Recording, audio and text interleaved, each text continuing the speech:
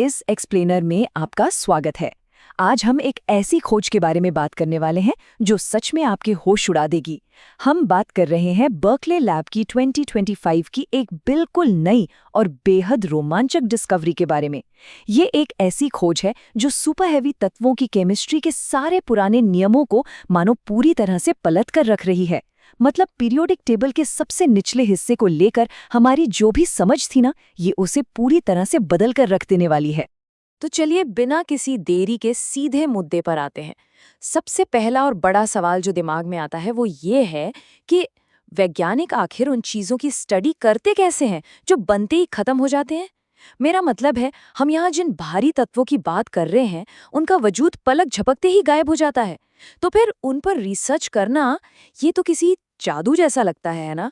हमारी आज की ये कहानी शुरू होती है सीधे 88 इंच साइक्लोट्रॉन के एकदम बीचों बीच से, जहां फियोना स्पेक्ट्रोमीटर पर काम कर रहे वैज्ञानिकों के हाथ एक बहुत बड़ा सरप्राइज लगा। हुआ कुछ यूं कि उन्होंने देखा कि कुछ अनजाने मॉलिक्यूल्स अपने आप ही बन रहे थे। और सबसे हैरानी की बात तो ये थी कि ये सब एक ऐसे सिस्टम में हो रहा था जिसे बिल्कुल क्लीन माना जाता है, जहां बाहर से कोई रिएक्शन करने वाली गैस डाली ही नहीं गई थी। बिल्कुल अचरज में डाल देने वाली बात थी ये। अब इस पूरी गुत्थी को सुलझाने के लिए हमें सबसे पहले इस रहस्यमय तत्व को करीब से जानना होगा। हम बात कर रहे हैं नोबेलियम की, यानी एलिमेंट 102। और हाँ, अगर आपको ये नाम कुछ सुना सुना सा लग रहा है तो आप बिल्कुल सही हैं। इसका नाम मशहूर स्वीडिश केमिस्ट और डायनामाइट के आविष्कारक अल्फ्रेड नोबेल के नाम पर ही रखा गया है। वैसे नोबेलियम का इतिहास भी किसी सस्पेंस थ्रिलर से कम नहीं है। इसकी कहानी शीत युद्ध या कोल्ड वॉर के समय की भयंकर होड़ से जुड़ी है। इसे खोजना इतना मुश्किल था कि स्वीडन, अमेरिका और सोवियत संघ की टीमों के बीच इसके क्रेडिट के लिए दशकों तक जंग चलती रही। 1957 में स्वीडन ने दावा किया, फिर 1958 में अमेरिका ने, लेकिन अंत में जाकर बहुत बाद में 1992 में एक संस्था जिसे IUPAC कहते हैं, उसने निष्पक्ष रूप से इस खोज का असली श्रेय रूस की डबना टीम को उनके 1966 के काम के लिए दिया। अब आप सोच रहे होंगे कि आखिर इसे खोजना इतना अविश्वसनीय रूप से मुश्किल क्यों था। तो इसका जवाब एक छोटी सी संख्या में छुपा है, और वो संख्या है 58। असल में नोबेलियम के सबसे स्थिर आइसोटोप की हाफ लाइफ, यानी उसके अस्तित्व में रहने का आधा समय, सिर्फ और सिर्फ 58 मिनट का होता है। जरा सोचिए, इतने कम समय में एक नए तत्व को बनाना और फिर उसे टेस्ट करना, ये अपने आप में किसी पहाड़ चढ़ने जैसा काम है। अगर आप पीरियोडिक टेबल को देखें तो नोबेलियम आपको एक्टिनाइट सीरीज के बिल्कुल अंत में मिलेगा। ये सीरीज 15 बहुत ही विशाल, अस्थिर और रेडियोधर्मी तत्वों की एक लाइन है जो परमाणु संख्या 89 से शुरू होकर 103 तक जाती है। ये तत्व इतने अजीब हैं कि आपको प्रकृति में कहीं नहीं मिलेंगे। इन्हें भारी मात्रा में ऊर्जा का इस्तेमाल करके केवल पार्टिकल एक्सेलरेटर जैसी विशाल मशीनों में ही बनाया जा सकता है। अब जो चीज़ मुझे सबसे ज्यादा दिलचस्प लगती है वो है इसके 5f ऑर्बिटल्स की अविश्वसनीय जटिलता। यही वो जगह है जहां नोबेलियम के इलेक्ट्रॉन रहते हैं। इन ऑर्बिटल्स का आकार और इनकी बनावट इतनी पेचीदा है कि इसके पीछे की थ्योरेटिकल फिजिक्स किसी को भी हैरत में डाल सकती है।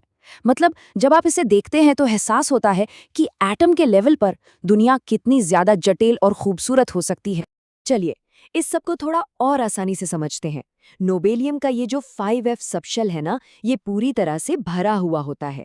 और ये एक बहुत बड़ी बात है, क्योंकि इसी वजह से इसका इलेक्ट्रॉनिक कॉन्फ़िगरेशन अपने आसपास के बाकी तत्वों से एकदम अलग और बेहद अनोखा हो जाता है। यही भरा हुआ सबशेल इसे दूसरे एक्टिनाइट्स की भीड़ से बिल्कुल अलग खड़ा करता है।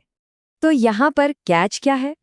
कैच ये है कि जहाँ ज्यादातर एक्टिनाइट्स को +3 ऑक्सीडेशन स्टेट में रहना पसंद होता है, वही नोबेलियम का ये अनोखा भरा हुआ सबशेल इसे +2 स्टेट में रहने के लिए मजबूर करता है, जहाँ ये कहीं ज्यादा स्टेबल फील करता है। भारी तत्वों की दुनिया में ये सामान्य नियमों का एक बहुत बड़ा अपवाद है। खैर, वापस चलते हैं बर्कले लैब के उसी सस्पेंस वाले एक्सपेरिमेंट पर। रिसर्चर्स उस वक्त पूरी तरह से चौंक गए जब उन्होंने पाया कि पानी और नाइट्रोजन के कुछ भटके हुए कणों ने नोबेलियम के साथ पहले ही बॉन्ड बना लिया था। वो भी तब जब उन्होंने कोई रिएक्शन ट्रिगर भी नहीं किया था। बर्कले लैब की जैकलिन गेट्स के शब्दों में कहें तो हमने तो सपने में भी नहीं सोचा था कि हम अपनी मर्जी के बिना ही मॉलिक्यूल्स बना बैठेंगे। और फिर पता है क्या हुआ? इस अचंभे के बाद टीम ने लगातार 10 दिनों तक दिन रात बिना रुके अपना सेटअप चलाया और नतीजा, उन्होंने ऐसे 2000 अणुओं को कैप्चर कर लिया। सुपर हेवी केमिस्ट्री की दुनिया में ये किसी जैकपॉट से कम नहीं है।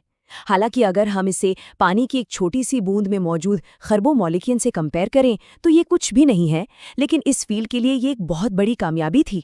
इस अनजाने में हुई खोज ने एक बात तो साफ कर दी कि अब रिसर्चर्स अपने इस शानदार फियोना स्पेक्ट्रोमीटर का इस्तेमाल करके इन सुपर हेवी अणुओं का मास बिल्कुल सीधे नाप सकते हैं।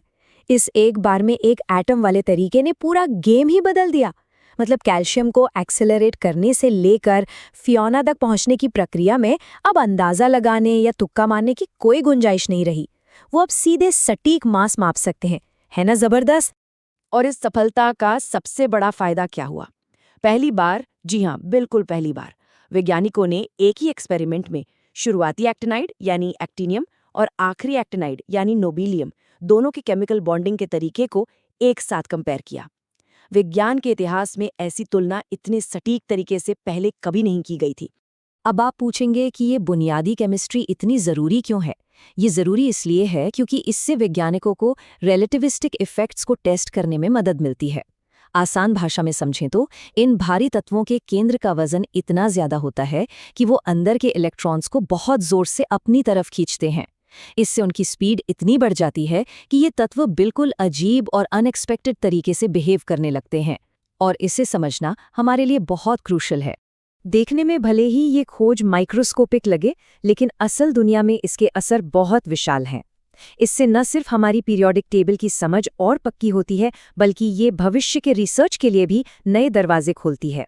और सबसे बड़ी बात, ये मेडिकल फील्ड में काम आने वाले रेडियोधर्मी आइसोटोप्स को बनाने के तरीके में भी भारी सुधार ला सकती है। और मेडिकल फील्ड की बात चली है तो आपको बता दूं, इन सुपर हेवी तत्वों के बॉन्ड बनाने के इस तरीके को अगर हम पूरी तरह डिकोड कर लें तो इससे एक्टिनियम 225 जैसे बेहद ज़रूरी आइसोटोप का प्रोडक्शन बहुत आसान हो सकता है। आपको शायद पता हो, एक्टिनियम 225 का इस्तेमाल कैंसर के खतरनाक स्टेज के इलाज में होता है, जो आज के समय में बहुत मुश्किल से और कम मात्रा में बन पाता है।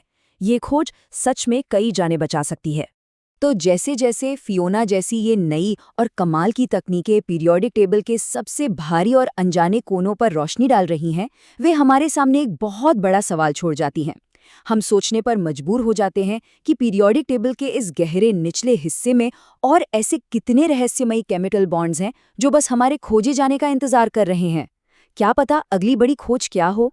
खैर, इस दिलचस्प एक्सप्लेनर में मेरे साथ जुड़ने के लिए आपका बहुत बहुत शुक्रिया।